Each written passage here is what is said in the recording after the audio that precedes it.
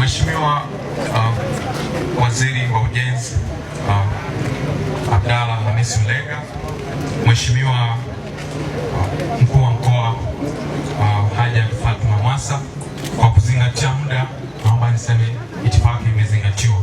Kwa ufupi sana na kwa ruhusa yako, naomba nitoe taarifa ya mradi.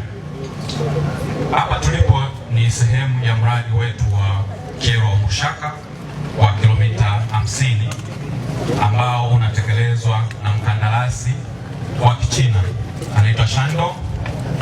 Mkataba ulisainiwa mwezi Februari mwaka 2024 tarehe 19, ukiwa na utekelezaji wa miezi 36. Baada ya mkandarasi kuleta zile nyaraka za msingi za kumfanya anze kazi, alipewa commencement date tarehe 12 mwezi Juni mwaka 2024. Kwa maana hiyo, kwa utekelezaji wa miezi 36 inabidi akabidhi hii kazi tarehe 12 mwezi Juni mwaka 2027.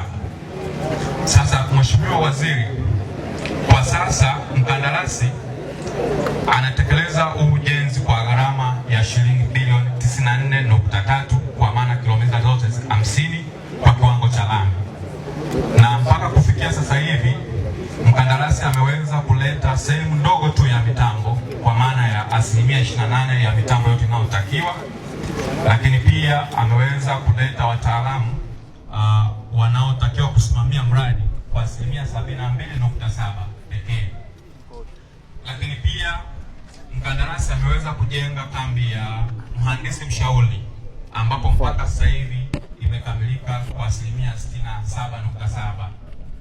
Sasa kwa mujibu wa utekelezaji mpaka sasa hivi mkandarasi ameshatumia muda wa 50 kama nukta 3, lakini maendeleo ya ujenzi wa hii barabara kwa jumla ni 5 tu nukta 5.4. Na kwa upande wa malipo, mkandarasi aliomba malipo ya awali ambayo serikali imemlipa kiasi cha shilingi bilioni 9.15, ilimlipa tarehe 26 mwezi Septemba mwaka 2024. Lakini kufikia mpaka sasa hivi miezi 19 kama na nusu hivi imepita, utekelezaji wa hii kazi ya barabara ni 5 pekee nukta 4, lakini muda tu kwa 53.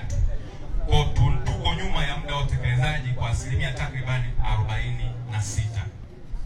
Mheshimiwa Waziri wa Ujenzi, kinachoendelea kwa sasa kama umejionea ulipopita hapo barabarani, amefocus kwenye hizo kilomita 3 za mwanzo tu, na hii barabara inatekelezwa kwa mfumo wa sanifu na jenga, kwa maana design and build.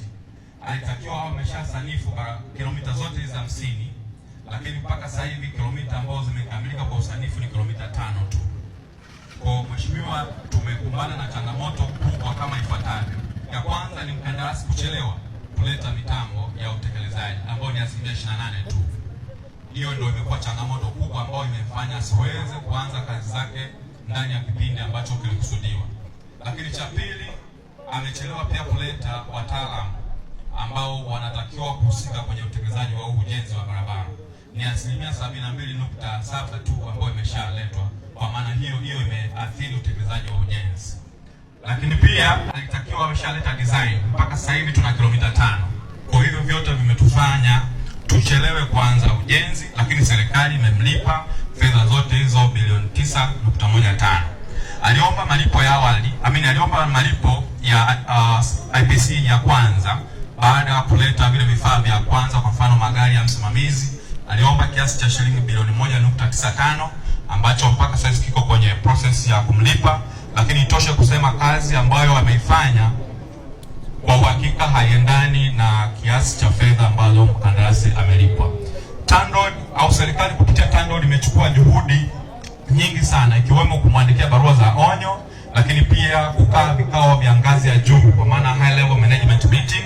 Vimekaliwa vikao viwili vya ngazi ya juu, ambavyo kikao cha mwisho kimekaliwa mwezi Novemba mwaka jana, na alipewa target kwamba atimize vitu vitatu. Cha kwanza, aelezee ametumia vipi ile advance payment ambayo serikali imemlipa, lakini pia ndani ya mwezi mmoja alete mitambo yote inayotakiwa site, lakini pia amalizie hiyo design. ule mwezi mmoja ulivyoisha ambao taasisi ilimpa atekeleze, hakutekeleza mpaka sasa hivi.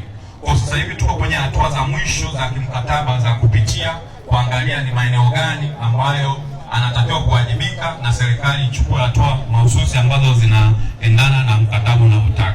Kwa ufupi sana na kwa sababu ya muda na kwa niaba ya mtendaji mkuu, naomba niwasilishe hii taarifa fupi, na tupo tayari kupokea maelekezo katika namna bora ya kuamua huu mradi, lakini wananchi wamekaa muda mrefu wanasubiri huduma na serikali imeshalipa. Tunaangalia taarifa za taratibu za kimkataba ili tuweze kumwajibisha mkandarasi. Naomba kuwasilisha mheshimiwa sasa.